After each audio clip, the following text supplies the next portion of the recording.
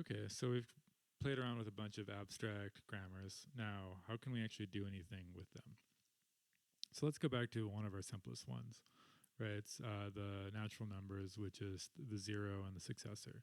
So, right, we had sealed trait, netnum, and then we had a case object, which we called z, extends natnum, and then we had a case class, which we called the successor of, say, some n, which is a natnum,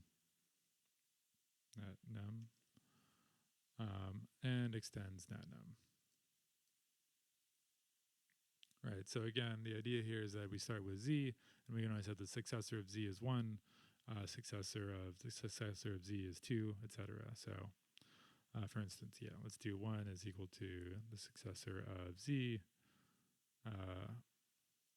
2 is the successor of 1.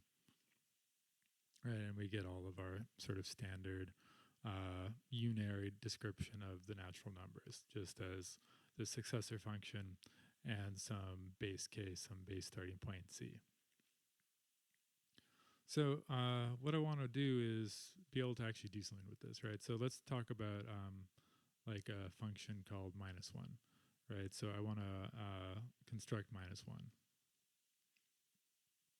which what's it going to do on some natnum, say n. I want to either return. So we have two cases. Either it's going to look like the successor of some inner natnum, right? At which point I want to turn that into just the inner. Right? I want to subtract 1 from it, so I want to get rid of the outer successor. And in the case that it's z, I want to throw an error. Right? Because I'm thinking natural numbers, I can't go below 0. There's no negative numbers. So this is what I want to implement. And there's going to be two ways that we're going to do this. The first one is what's called a visitor pattern. And this is essentially putting the details inside of the objects, right? So, and then we're going to talk about case pattern matching, which is how we're going to do most of the work in this class. So the idea here is that I can have the sealed trait, and it can contain a definition of -1. And it should take in a natnum and return a natnum.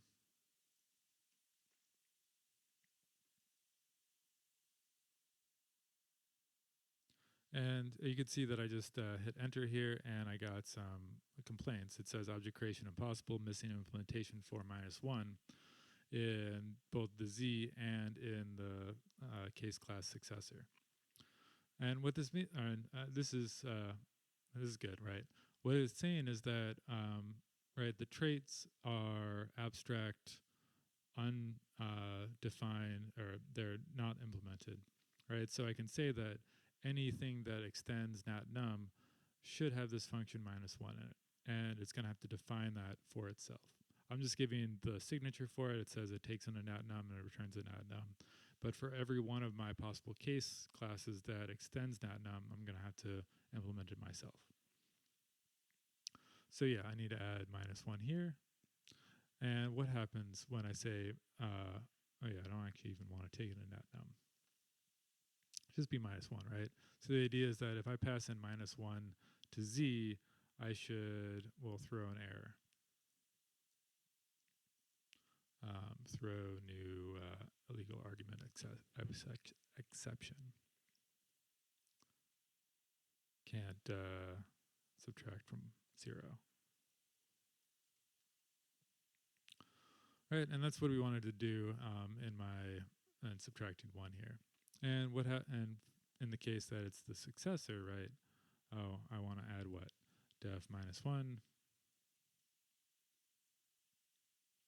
It returns a natnum, and it should do what?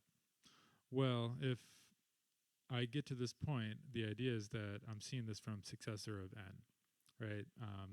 that's the whole concept here. N is a nat num, and this is that n plus 1. So what do I want to return here? I just want to return n. And now I can do something like, I can say 2 dot minus 1.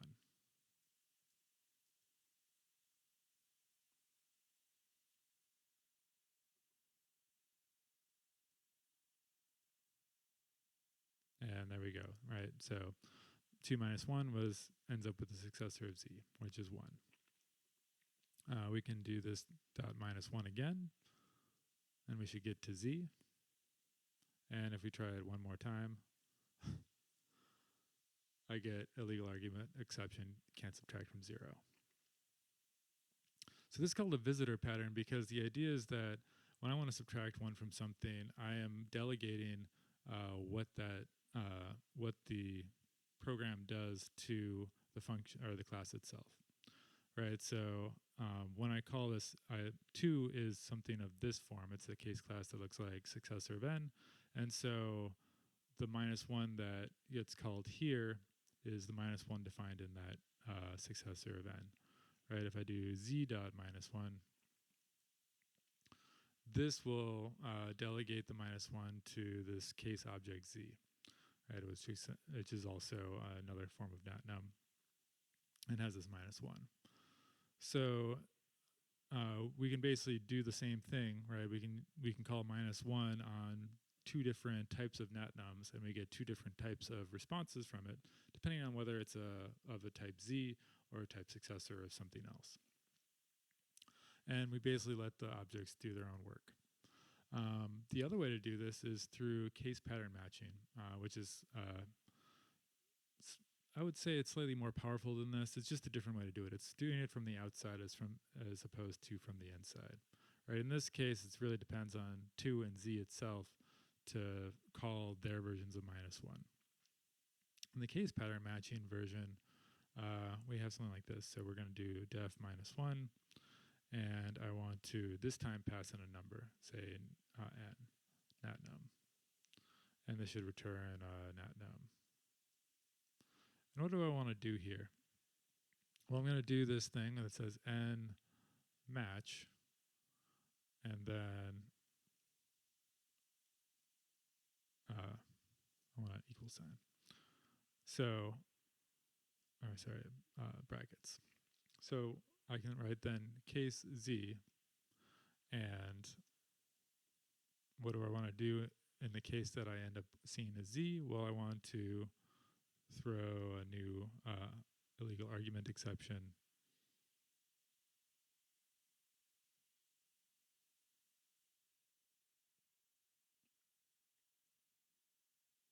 There we go.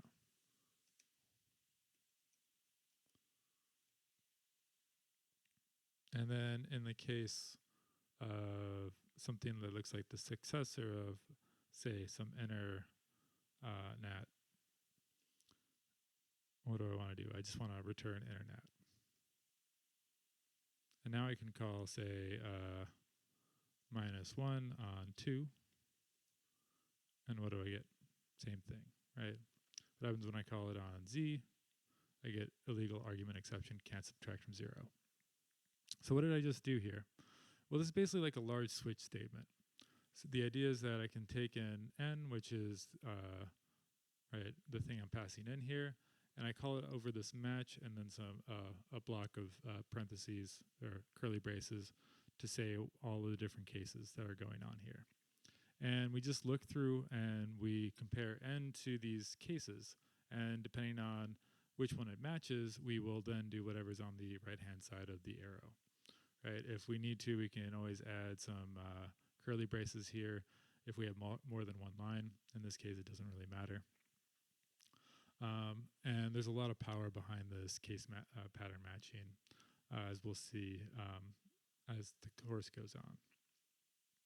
But this is the case pattern matching format of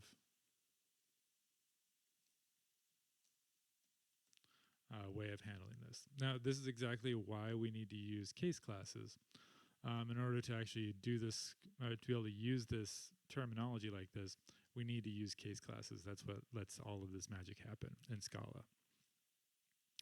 A couple things to point out with the case pattern matching. We match over case objects or case classes, and we can write them up as sort of complex statements like this, right? So I know that 2, what does 2 look like? It's a successor of z. And so when I say, oh, I want to do -1 of 2, right, down here, what's happening? Well, n is going to be successor of z. And I'm going to match that, and I see, well, it doesn't look like a z. It looks like successor of something else. And this internet is giving me, is just binding that new name to whatever was on the inside of that successor. So this gives a real easy way to give names to all of the little component parts that we might want to match or be able to use in our computations. And just like we see here with the case where we have a successor with the something on the inside, and I want to give that name because I want to be able to return just what's on the inside. Let me do another example. So let's do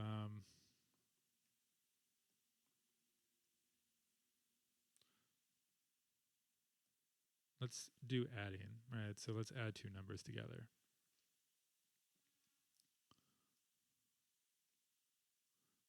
So let's add num.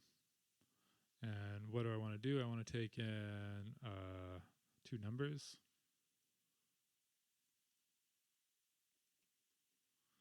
And I want to return a natural number. And yeah, how am I going to do this, right? So all I know is I have a bunch of nested successor functions around a z. Well, I'm going to do a case match over n1. Right, so I'm going to say n1 match. And then, well, what do I have? Right, if n1 is the 0, right, if it's 0, then adding 0 to n2 is just n2. So that's pretty easy. But what happens when it's not, right? What happens if it's the successor of some n1 inner, right? So it's a successor of some other number, which we're going to call n1 inner just to give it a name. Then what do I want to do? I'm going to do this recursively. So the idea is that I'm going to now add num of n1 inner and the successor of n2. Right. So let's see this, and then let me run add num of 2 and 2. And yeah, I see I have 1, 2, 3, 4 successors. So yeah, that's equal to 4, just as we had hoped. If I add in, say, if we add 2 and 3 together, then I see I have 5 successors. So it's adding as we would expect. But what's really going on here?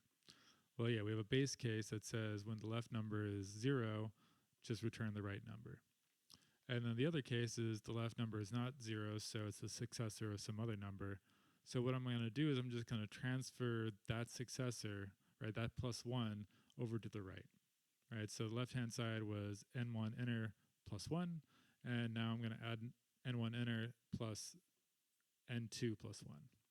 So I'm just shifting all of the successor functions over onto the right-hand term, which means that the left-hand term will eventually reach z, at which point I just return n2.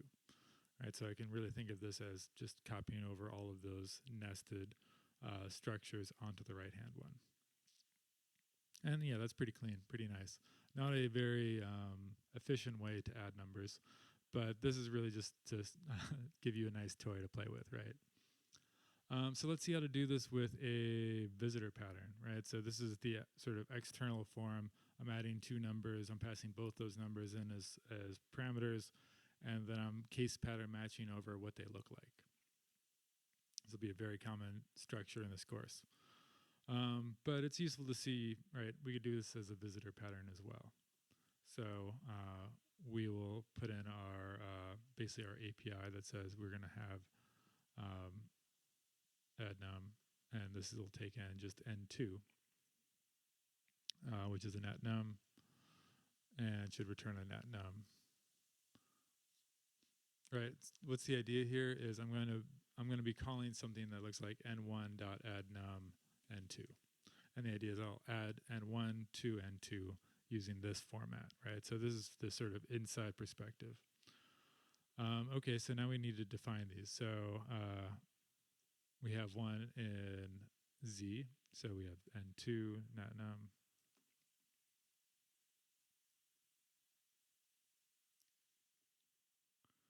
And what do we do when n1 is Z? Well, that means that we're adding n2 to 0 or 0 to n2, so we just return n2.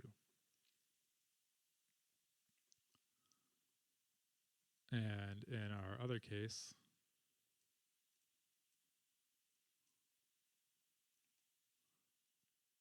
what do we want to do? Well, in this case, we know that our element looks like the successor of some n. Right, and again, what did I want to do? I wanted to, that's n1. n1 looks like successor of n. So I want to strip the successor off of n, right? And I want to call n dot add num. And I want to add that successor onto n2.